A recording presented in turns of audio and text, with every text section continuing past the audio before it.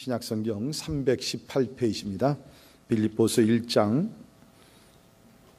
27절에서 30절에 있는 말씀 봉독해 드립니다. 오직 너희는 그리스도의 복음에 합당하게 생활하라. 이는 내가 너희에게 가보나 떠나 있으나 너희가 한 마음으로 서서 한 뜻으로 복음의 신앙을 위하여 협력하는 것과 무슨 일에든지 대적하는 자들 때문에 두려워하지 아니하는 일을 듣고자 함이라. 이것이 그들에게는 멸망의 증거요 너희에게는 구원의 증거니 이는 하나님께로부터 난 것이라. 그리스도를 위하여 너희에게 은혜를 주신 것은 다만 그를 믿을 뿐 아니라 또한 그를 위하여 고난도 받게 하려 하심이라. 너희에게도 그와 같은 싸움이 있으니 너희가 내 안에서 본 바요 이제도 내 안에서 듣는 바니라. 아멘. 아멘. 자, 우리 예배를 드리면서 특별히 헌금 시간에 한 20년 전 그 생각이 났습니다. 그때 제가 와시던 중앙장로교회 영어권 담임 목사로 있으면서 섬길 때인데, 그때 우리 고은영 집사님이 대학생이셨어요. 그래서 이제 기타를 치시면 찬양 인도하셨고, 우리 고은혜 집사님이 그때는 결혼 안 하시고 청년으로 계시면서 이렇게 피아노 반주를 하고, 그때 이제 우리 오늘 말씀을 증거하실 이원상 목사님께서 와시던 중앙장로교회 담임 목사님으로 계셨습니다. 지금은 이제 은퇴하셔서 와시던 중앙장로교회 원로 목사님으로 계시고, 또 우리 CD 인터내셔널의 우리 또 국제대표로서 섬기시고 계십니다. 제가 참 우리 목사님을 존경하면서 목사님이 한마디로 표현하면 어떻게 여러분께 소개해 드릴 수 있느냐 하면, 우리 목사님은 말씀을 이렇게 말로 전하시는 분이 아니라 삶으로 전하시는 분이다. 예수 그리스도의 가르침과 오늘날의 소위 얘기하는 설교자들의 차이점이 뭐냐면, 오늘날 설교가들은 이렇게 말로 설교를 이렇게 유창하게 전하지만 예수님의 설교는 삶으로 demonstration, 그렇죠? 삶으로 보여주시는 그러한 설교였기 때문에 힘과 능력이 있었습니다. 우리 이원삼 목사님 기도의 삶, 또 헌신하시는 삶, 특별히 전도와 선교에 대한 열정과 헌신하시는 그 삶을 볼 때, 전하시는 말씀 그대로 실천하시는 것을 볼 때 참 이런 목사님 밑에서 제가 또 목회를 배울 수 있었던 것이 저에게는 또 큰 하나님께 영광을 돌리고 저에게는 축복의 시간이었습니다. 우리 목사님께서 10년 전에 저희가 이 건물로 입당했을 때, 그때 입당 예배를 오셔서 말씀을 전해 주셨습니다. 이제 오늘 10년째 됐는데요. 우리 오늘 특별히 또 오후에 우리 또 임직 예배가 있으셔서 오늘 오셨는데, 우리 오늘 주일 예배 때도 말씀을 증거하시겠습니다. 우리 이원상 목사님 우리 나오시겠습니다. 그러면 우리 할렐루야로 우리 다 같이 환영해 주시기 바랍니다. 감사합니다. 같이 한번 기도드리겠습니다. 전능하신 아버지 하나님, 존귀하신 우리 아버지 하나님께 감사와 찬송을 드립니다. 하나님이 All Nations Mission Church를 세우시고 지난 13년 동안 함께 하신 것을 감사합니다. 주님이 재림하시는 그때까지 이 교회를 통해서 그리스도 예수의 복음이 온 이웃과 미국과 세계에 전파되는 주님이 기뻐하시는 아름다운 교회로 축복하실 것을 믿고 감사를 드립니다. 존경하는 양춘호 목사님과 온 성도들 위에 하나님의 은혜와 축복이 함께 하시고, 오늘 임직을 받는 모든 주의 종들의 가정과 삶을 통해서 영광 받으시옵소서. 바울 사도께서 오늘 너희는 그리스도 복음에 합당하게 생활하라고 말씀하셨사오니, 오늘 이 말씀이 우리의 남은 삶의 목표가 되게 하시기를 간절히 소원하옵고 예수님의 이름으로 기도하옵나이다. 아멘. 오늘 봉독해 주신 빌립보서 제1장 27절로 30절에 있는 말씀을 중심으로 그리스도 복음에 합당하게 생활하라 고 하는 제목으로 말씀을 상고하려고 합니다. 빌립보 교회는 바울 사도께서 예수 믿고 구원받은 후에 로마에서 순교당하기까지 한 34년 동안을 사역하였는데, 그 사역 중에 가장 사랑하는 교회가 이 빌립보 교회가 아닌가 생각이 됩니다. 4장 1절에 보면 바울은 빌립보 교회를 향하여 그러므로 나의 사랑하고 사모하는 형제들, 나의 기쁨이요 면류관인 사랑하는 자들아 라고 표현하였습니다. 바울 사도는 빌립보의 사도행전 16장에 보면 주 49년경에 제2차 선교 여행 때 유럽에 세워진 첫 번째 교회였고 성령의 인도로 세워진 복음의 중심적인 모범적인 교회였습니다. 바울은 교회를 세우고 이 빌립보를 떠났지만은 지금까지 이 편지를 쓰게 될 때는 이 교회 역사가 한 13년 정도 되었는데 계속해서 빌립보 교회는 바울 사도의 복음 사역의 동력자가 되었습니다. 특별히 에바브로디도를 통해서 선교비를 공급하고 바울과 빌립보 교회 사이에는 끊을 수 없는 아름다운 관계였습니다. 이제 바울이 로마 옥중에 있으면서 어쩌면 이 편지가 마지막 유언처럼 될지도 모르는 그런 환경에서 이 편지를 쓰면서 바울은 빌립보에 있는 성도들에게 대하여 마음에 소원하는 바가 있다면 어쩌면 빌립보서의 주제라고도 볼 수 있는 그리스도 예수의 복음에 합당한 생활을 하라고 바울은 오늘 이 말씀 속에서 전하고 있는 것을 알 수가 있습니다. 그러므로 바울은 이 빌립보 교회를 향하여 너희는 그리스도 복음에 합당하게 생활하라. 여기에 생활하라고 하는 헬라어는 폴리테우 에스테라고 하는 동사인데 이 동사는 폴리스라고 하는 도시, 국가라고 하는 명사를 동사화하여 만든 말입니다. 그 의미를 생각하면 시민으로서 의무와 책임을 계속해서 하라고 하는 말씀입니다. 다시 말하면 시민다운 삶을 살라는 것입니다. 그 당시 빌립보는 로마의 식민지였습니다. 비록 지리적으로는 로마에서 떨어져 있었지만 빌립보 시민들은 자기들이 로마의 법과 언어와 문화와 습관을 따라야만 했고 군 복무도 20개월 내지 30개월 복무를 해야 했습니다. 로마 시민과 마찬가지로 세금을 납부하고 모든 의무와 책임을 다해야 하였던 것입니다. 그러나 그들은 로마의 시민된 것을 자랑으로 여겼습니다.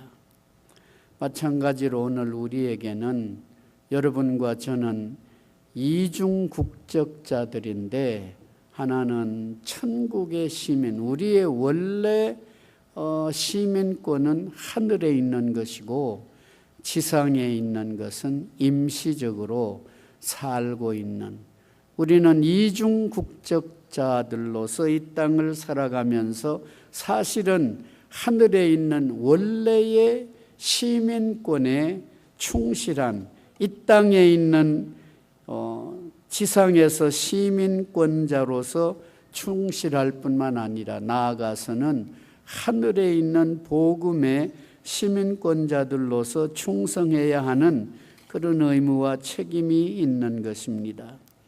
로마 정부가 외국에 세워진 식민지가 점점점 확장되어 가기를 소원하였던 것처럼 하나님께서도 하늘에 본점을 둔 그 천국이 이 땅에 지점을 둔 교회들이 점점 더 확장되기를 원하는 것이 하나님의 소원이었습니다.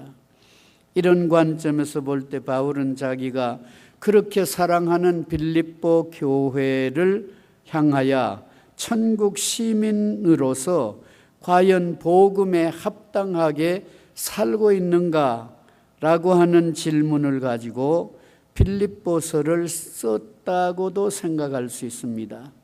요한 칼빈 선생은 바로 1장 27절 이 구절을 주의하면서 그가 기록한 것은, 질문은 우리가 복음 전파에 유익이 되는 삶을 사는가 아니면 복음의 방해자들인가 라고 하는 질문이었다고 해석하고 있습니다. 오직 너희는 그리스도 복음에 합당하게 생활하라. 그러므로 빌립보서의 중심되는 주제는 바로 나는 그리스도의 복음의 진보를 위해서 내가 바르게 살고 있는가 아니면 복음의 방해자인가 라고 하는 질문인 것입니다. 그러므로 우리는 복음의 진보를 위해서 귀하게 쓰임을 받는 인생이든가 아니면 방해자로 살아가는 인생이든가 하는 것입니다. 그래서 바울은 빌립보 1장 20절에 고백하기를, 살든지 죽든지 내 몸에서 그리스도가 존귀히 되기를 원한다고 그는 고백하고 있습니다. 하나님이 소원하시는 간절한 하나의 소원이 있다면 우리를 통해서, 우리 교회를 통해서 한 영혼이라도 더 복음을 듣고 구원받기를 소원하는 것이 하나님의 뜻일 것입니다. 그러므로 이 교회를 12년 전에 설립하면서 교회 이름마저도 All Nations Mission Church 라고 이름을 붙인 것은 주님이 이 땅 위에 교회를 세우신 목적을 바르게 이해하고 그 마음을, 주님의 마음을 가장 잘 이루어 드릴 교회로서의 사명을 하도록 그렇게 이름을 지은 줄로 아는 것입니다. 그러면 우리가 어떻게 그리스도의 복음에 합당하게 생활할 수가 있는가? 즉 천국 시민으로서 하나님의 소원을 이루어 드릴 수가 있는가라고 하는 질문입니다. 바울은 오늘 본문과 빌립보서를 통해서 세 가지를 제안하고 있습니다. 첫째는 우리가 복음에 합당한 생활을 하려면 복음의 진정한 가치를 알아야 한다. 두 번째로 이 복음 전파는 혼자 하는 것이 아니고 여러 사람이 함께 하기 때문에 협력자, 복음의 협력자가 되어야 한다. 마지막 세 번째는 복음 전파를 위한 고난에 동참하는 자가 되어야 한다는 말씀입니다. 첫째로 우리가 복음에 합당한 삶을 살기 위해서는 복음의 진정한 가치를 알아야 한다는 것입니다. 예수님께서 마태복음 7장 6절에 거룩한 것을 개에게 주지 말며 너희 진주를 돼지 앞에 던지지 말라 라고 말씀한 것은 우리 예수님께서 이 땅 위에 복음의 참된 가치, 즉 천국의 영원한 영적 세계의 비밀과 축복을 알지 못하고 땅에 있는 것만을 보고 사는 사람들을 향하여 주님이 마음에 통곡하면서 하신 말씀이라고 생각이 되는 것입니다. 이 땅 위에 있는 많은 사람들이 오늘 예수님이 하신 말씀처럼 정말 진주를 알지 못하고 땅에 있는 것만을 보고 살아가는 많은 사람들이 있습니다. 그들에게 우리가 전하여야 할 소식이 바로 복음, 이완겔리온, 기쁜 소식인 것입니다. 복음은 바로 예수님에 관한 기쁜 소식인 것입니다. 그러므로 바울은 예수 그리스도를 알고 난 다음에 빌립보 3장 8절에서 그리스도 예수를 아는 지식이 가장 고상한 지식이라고 그는 고백하고 있는 것입니다. 바울은 그 당시 최고의 율법학자인 가말리엘이라고 하는 사람의 제자였습니다. 그런데 그가 다메섹으로 가는 도중에서 예수님의 음성을 들었습니다. 사울아 사울아 네가 왜 나를 핍박하느냐. 주님 누구십니까? 나는 네가 핍박하는 예수라. 바울은 예수님을 만나고 난 다음 이 편지를 쓰는 이 시간까지 약 32년 동안 바울에게는 그 32년을 하루와 같이 달려왔습니다. 왜냐하면 그리스도 예수를 아는 지식이 가장 고상하기 때문에 이 복음을 위해서 지금은 로마 감옥까지 왔습니다. 바울이 빌립보 성도를 위하여 기도할 때 1장 10절에 보면 내가 기도하노라 너희로 지극히 선한 것을 분별하여, 여기 지극히 선한 것이라고 하는 말은 바로 이 복음의 진리를 말하는 것입니다. 복음은 하나님이 인간에게 주신 최고의 기쁜 소식인 것입니다. 만약에 이 복음의 복된 소식, 예수님의 소식을 모른다고 한다면 아무리 이 땅 위에서 성공했다고 할지라도 그는 모든 것을 잃어버린 자와 같습니다.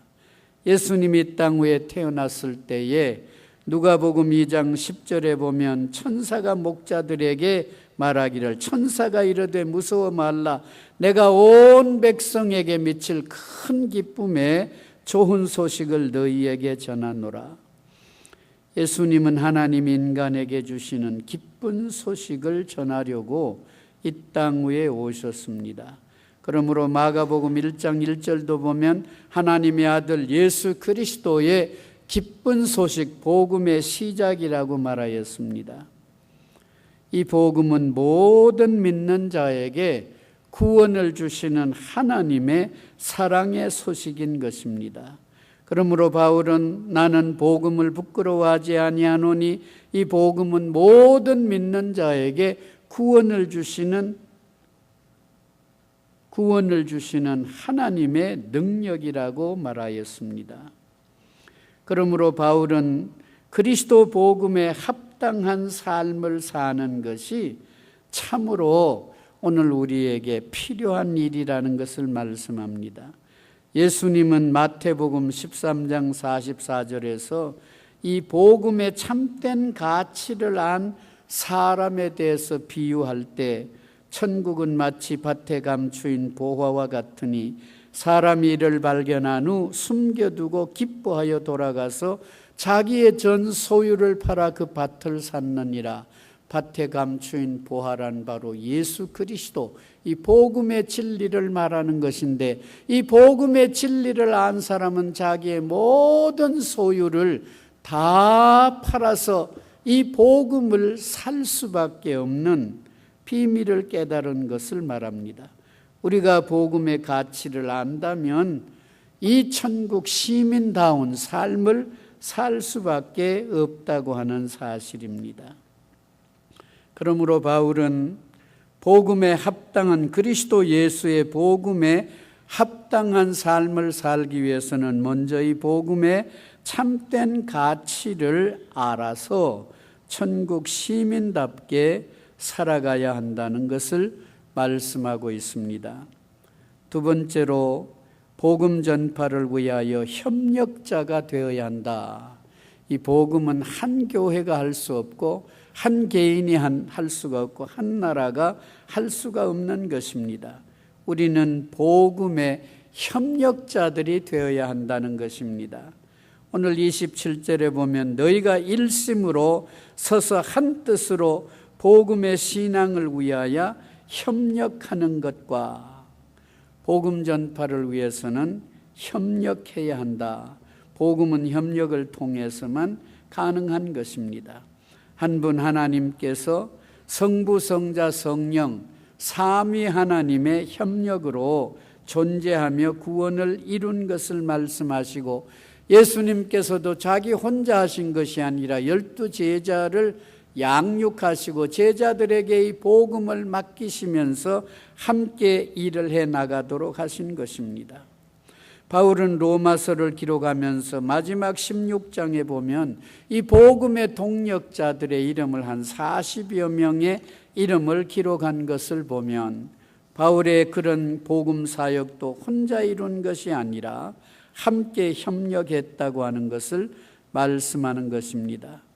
그러므로 바울은 복음 전파를 위해서는 함께 협력하는 하나 되는 원리를 말씀합니다. 빌립보 2장 2절에 마음을 같이하여 같은 사랑을 가지고 뜻을 합하여 한 마음을 품어 그리스도의 복음에 합당하게 생활하기 위해서는 한 마음이 되어야 한다고 하는, 한 마음을 가지라고, 협력자가 되기 위해서는 마음이 하나가 되어야 한다는 것을 말씀하고 있습니다. 마음이 하나 되기 위해서는 필요한 것이 마음이 정직해야만 하나 될 수 있습니다. 다른 사람과 한 마음으로 협력하기 위해서는 첫째로 마음이 정직해야만 하나 될 수가 있습니다. 상대를 속이면 모든 연합은 깨어지는 것입니다. 빌립보 교회와 바울 사도께서 지난 13년 동안 이 아름다운 관계를 유지하게 된 것도 사랑 안에서 정직하고 신실하게 교제하였기 때문입니다. 바울 사도께서 빌립보 성도들을 위해서 기도할 때 내가 기도하노라 너희로 지극히 선한 것을 분별하며 또 진실하여 허물이 없이 그리스도의 날까지 이루고, 진실이라고 하는 것. 양 목사님이 목회자에게는 말과 행실이 하나 되어야 된다 그렇게 말씀을 하셨는데, 진실이라는 것은 쉬운 것이 아니지만 사람의 마음이 하나 될 때에는 그 속에 진실이 있기 때문에, 거짓 없는 것이 있기 때문에 그런 일이 이루어지는 것입니다. 바울의 34년 선교 사역에 가장 중요한 역할을 했던 한 사람을 둔다면 디모데를 볼 수가 있는데, 이 디모데가 바울을 만나고 난 다음 계속해서 동역자가 된 것은 바로 이 디모데 속에 있었던 진실한 마음이었습니다. 디모데후서 1장 5절에 보면 사랑하는 아들 디모데에게 편지하노니 이는 내 속에 거짓 없는 믿음을 생각함이라. 이 믿음은 먼저 내 외조모 로이스와 내 어머니 유니게 속에 있더니 내 속에도 있는 줄을 확신하노라. 다시 말하면 로이스와 유니게와 디모데 3대에 걸쳐서 이 거짓 없는 믿음이 바울과 함께 지속되었다고 하는 것, 이것이 바로 아름다운 협력을 이루는 중요한 역할이었습니다. 잠언 6장 16절에 보면 여호와께서 미워하시는 것이 한 7가지가 있는데, 6가지, 6, 7가지가 있는데 그 중에 교만한 눈과 거짓된 혀와, 하나님이 미워하시는 것 7개, 6개가 있는데 그 중에 가장 첫째가 교만한 것을 하나님은 미워하시고 거짓된 입술을 하나님이 미워하신다고 말씀하고 있습니다. 그러므로 하나님이 주신 10계명 가운데 이웃사랑하기를 자기 몸처럼 사랑하라고 하는 이 계명 중에 거의 대부분이 다 거짓하지 말고 정직하라는 것입니다. 살인하지 말라, 간음하지 말라, 도적질하지 말라, 거짓말하지 말라. 핵심은 정직하라고 하는 것입니다. 정직할 뿐만 아니라 마음이 겸손해야만 협력자가 될 수 있는 것입니다. 2장 3절에 보면 아무리 일이든지 다툼이나 허영으로 하지 말고 오직 겸손한 마음으로 각각 자기보다 남을 낮게 여기고 너희 안에 이 마음을 품으라. 곧 그리스도 예수의 마음이니, 예수님의 마음은 겸손한 마음인 것을 우리에게 말씀하고 있습니다. 하나님은 이와 같이 진실하고 겸손한 자를 사용하셔서 하나님의 뜻을 이룹니다. 구약의 가장 위대한 지도자 모세를 보면 민수기 12장 2절에 이 사람 모세는 온유함이 지상의 모든 사람보다 승하더라고 하였습니다. 그러므로 정직한 마음과 겸손한 마음으로 복음의 협력자가 되어야 한다는 것입니다. 마지막 세 번째로 복음 전파를 위하여는 고난에 동참하여야 한다. 복음에 합당한 삶을 살기 위해서 먼저 복음의 가치를 깨닫고 그리고 정직과 겸손으로 복음의 협력자가 되고 나아가서는 고난을, 복음을 위한 고난에 동참하는 자가 되어야 한다고 말씀하고 있습니다. 복음을 전파하는 데는 반드시 고난이 따르는 것입니다. 우리가 받은 복음은 거저 받은 것이고 은혜로 받은 것이지만은 이 복음이 전파되기 위해서는 고난이 따른다는 것입니다. 시편 126편 5절에 눈물을 흘리며 씨를 뿌리는 자는 기쁨으로 거두리로다. 주님께서도 아무든지 나를 따라오려거든 자기를 부인하고 날마다 제 십자가를 지고 나를 쫓을 것이니라. 복음적인 삶을 살기 위해서는 고난이 따른다는 것을 우리에게 예고하고 있습니다. 바울 사도는 1차 선교 여행을 마치면서 처음 주님을 믿은 개종자들에게 사도행전 14장 22절에 말하기를 또 우리가 하나님의 나라에 들어가려면 많은 환난을 겪어야 할 것이라고 경고하였습니다. 구원은 하나님의 은혜로 믿음으로 얻는 것이지만 이 은혜의 복음이 여러 사람들에게 전파되기 위해서는 반드시 고난이 있는 것입니다. 그래서 오늘 본문 29절에 그리스도를 위하여 너희에게 은혜로 주신 것은 다만 그를 믿을 뿐만 아니라 그를 위하여 고난도 받게 하심이라. 바울이 이 말씀은 우리가 은혜로 구원을 받고 복음을 받았는데 또 우리가 복음을 위해서 고난당하는 것도 은혜라고 바울은 기록하고 있습니다. 복음을 위하여 받는 고난은 은혜의 선물이라는 것입니다.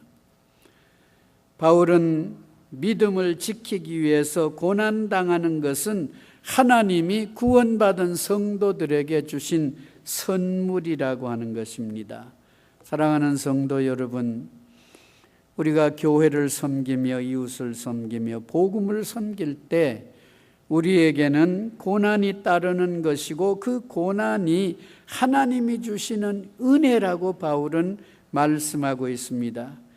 모세 실바 교수는 이 구절을 해석하면서 고난은 영광으로 향해 가는 길이다.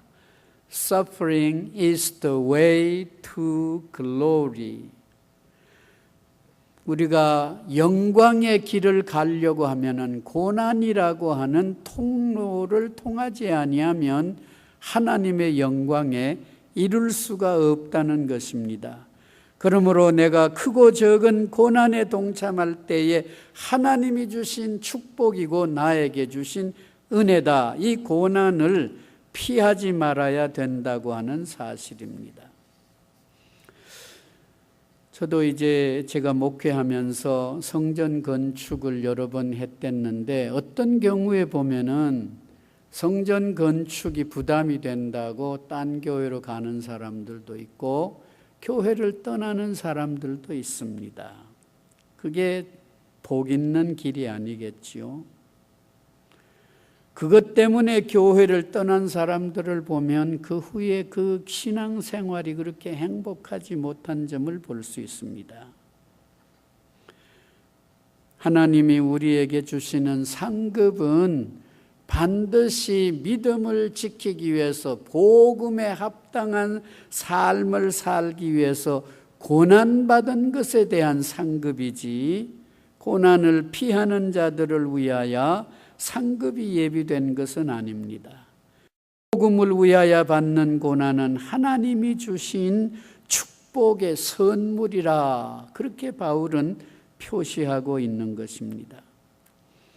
바울은 3차 선교행을 마치려고 예루살렘에 올라가면서 에베소 교회 장로님들에게 사도행전 20장 23절 이하에 오직 주의 성령이 각성해서 내게 증거하여 환난과 결박이 나를 기다린다 하시나 나의 달려갈 길과 주 예수께 받은 사명 곧 하나님의 은혜의 복음을 증거하는 일을 마치려 하면은 나의 생명을 조금도 귀한 것으로 여기지 아니하노라라고 말씀하였습니다. 고난이라고 하는 것이 우리에게 주시는 기쁨이라고 하는 말씀입니다. 지난 4월 달에 우리 교회 목사님이 사표를 내시고 우리 교회는 목사가 없는 그런 교회가 되었습니다. 메릴랜드에 있는 어떤 한 분이 저에게 장문의 이메일을 보내서 목사님, 양춘호 목사님을 중앙장로교회 후임 목사로 모시는 것이 좋겠습니다 하면서 여러 가지 설명을 했었습니다. 저도 생각하지 않은 바가 아닌데 우리 교회 청빙위원들이 모여서 우리는 이미 목회를 잘하고 있는 담임 목사님은 청빙하지 않는다, 그런 첫 번째 원칙을 정했습니다. 왜냐하면 남의 교회에서 우리 교회 목사님을 말하자면 모시고 갔기 때문에 우리는 다른 분에게 그런 고통을, 다른 교회에 그런 고통을 주어서는 안 되겠다. 그래서 부목사라든지 선교사님이라든지 무슨 교수라든지 이런 분을 모시자고 하는 것이 첫 번째 원리였습니다. 그래서 모신 분이 한국에서 총신대학에 10년 교수하신 분을 모셨는데 이분도 전혀 목회에는 생각지 않았고 미국 사역에 사명이 없는 분인데 우리가 계속 기도하고 기도할 때에 하나님이 부르심이라면 어떤 고난도 받아야 한다. 하나님이 부르시는 일이라면, 복음을 위하여 받는 고난이 하나님이 주신 부름이라면 순종해야 한다는 것 때문에 우리들이 그 목사님을 모시게 된 것입니다. 그래서 바울은 빌립보 3장 14절에 하나님 앞에서 받은 상급에 대해서 설명할 때 위에서 부르신 부름의 상을 위하여 쫓아간다. 이 부름이라고 하는 것은 영광스러운 부름이지만은 이 부름을 위해서 따라갈 때는 고난이 동반하는 것입니다. 고난이 없이는 이 부름에 응할 수가 없는 것입니다. 그러므로 바울은 내가 선한 싸움을 싸우고 나의 달려갈 길을 마치고 믿음을 지켰으니 이제 후로는 나를 위하여 의의 면류관이 예비되었으므로 주곧 의로우신 재판장이 그날에 내게 주실 것이니 나에게만 아니라 주님을 사모하는 모든 자에게라고 말씀하셨습니다. 만약 바울 사도께서 이 복음을 위한 고난에 응하지 아니하였다면 바울도 평범한 사람으로 결혼을 해서 한평생 잘 살고 행복하게 지날 수가 있었을 것입니다. 물론 그도 이 땅 위에 사는 동안 육신의 즐거움을 누렸을지는 모르지만 하나님의 나라에 그 영원히 변치 않는 영광의 면류관은 받을 수가 없었을 것입니다. 그러므로 바울은 고린도 교회 성도들을 향하여 편지할 때 고린도후서 9장 6절에 이것이 곧 적게 심는 자는 적게 거두고 많이 심는 자는 많이 거둔다 함이로다 라고 기록하고 있습니다. 복음을 위한 고난은 다른 사람의 구원을 위하여 대신 당하는 고난을 말하는 것입니다. 오늘 본문 29절에 너희에게 은혜를 주신 것은 다만 그를 믿을 뿐 아니라 또한 그를 위하여 고난도 받게 하심이라. 영어 번역에 보면 You should not only believe in him but also suffer for his sake. 예수 그리스도를 믿을 뿐만 아니라 그리스도를 위하여 고난도 함께 받아야 한다고 말씀하고 있는 것입니다. 그리스도는 이미 희생의 어린 양으로 고난당하시고 승천하시면서 사랑하는 제자들에게 아버지께서 나를 보내신 것 같이 하는 말은 하나님이 나를 보내어 내가 이 땅 위에 와서 십자가에서 고난을 당한 것처럼 아버지께서 나를 보내신 것 같이 나도 너희를 보내노라. 너희도 이제 복음으로 구원받아 이 복음이 온 세상에 전파되려고 하면 내가 받은 고난으로 너희들이 거저 구원받았으니 너희들도 다른 사람의 구원을 위해서 고난에 동참해야 한다고 하는 그런 말씀인 것입니다. 그러므로 바울은 골로새 1장 24절에 내가 이제 너희를 위하여 받는 괴로움을 기뻐하고 그리스도의 남은 고난을 그의 몸된 교회를 위하여 내 육체에 채우노라. 바울은 이 고난의 수가 차기까지 그리스도의 복음이 교회를 통해서 온 세계에 전파될 텐데 이 고난의 정한 수가 차기까지 구원받은 성도들이 이 복음을 받아 구원받기까지 고난의 수가 차야 하는데 나는 그리스도의 남은 고난을 위하여 그의 몸된 교회를 위해서 내 육체에 채우노라라고 바울은 말씀하고 있는 것입니다. 여기 영어 번역을 보면 Now I rejoice in my suffering for your sake, and in my flesh I am filling up what is lacking in Christ's affliction for the sake of his body, that is the church. 오늘 이 교회가 복음을 받고 교회가 복음을 전파하기 위해서는 반드시 고난이 필요한데 바울은 그 고난을 자기 육체에 채운다고 말씀했습니다. 다시 말하면 오늘 이 All Nations Mission Church가 자라나고 확장되기 위해서는 이 교회를 위한 고난을 우리 모두가 채우지 아니하면, 이 교회를 위한 고난을 채우지 아니하면 안 된다고 하는 것을 말씀하고 있는 것입니다. 그래서 예수님은 아버지께서 나를 보내신 것 같이 나도 너희를 보내노라.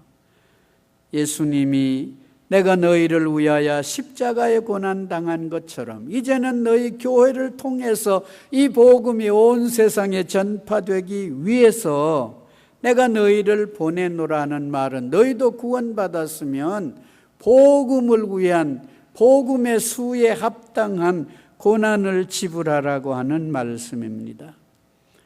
우리 한국에는 1885년 4월 1일에 인천 제물포항의 두 선교사 가정이 호레이스 언더우드 장로교 선교사는 독신으로 헨리 아펜셀라 감리교 선교사는 부부로 인천 제물포에 내리게 되었는데 언더우드 선교사가 내려서 쓴 기도문이 전달되는 것 가운데 주여 지금은 아무것도 보이지 않습니다. 주님 메마르고 가난한 땅, 나무 한 그루 시원하게 자라지 못하고 있는 땅에 저희들을 옮겨와 앉았습니다. 그리고 그 넓고 넓은 태평양을 어떻게 건너왔는지 그 사실이 기적입니다. 그러나 주님 순종하겠습니다.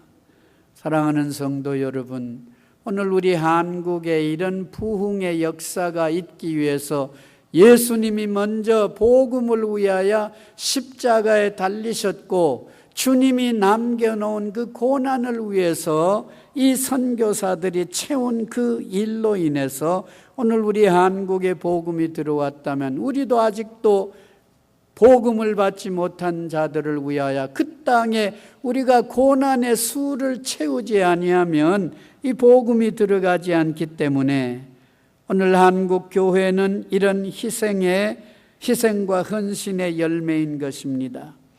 오늘 한국교회가 이렇게 자라난 것도 1907년 평양신학교 제1회 졸업생 7사람이 나왔습니다.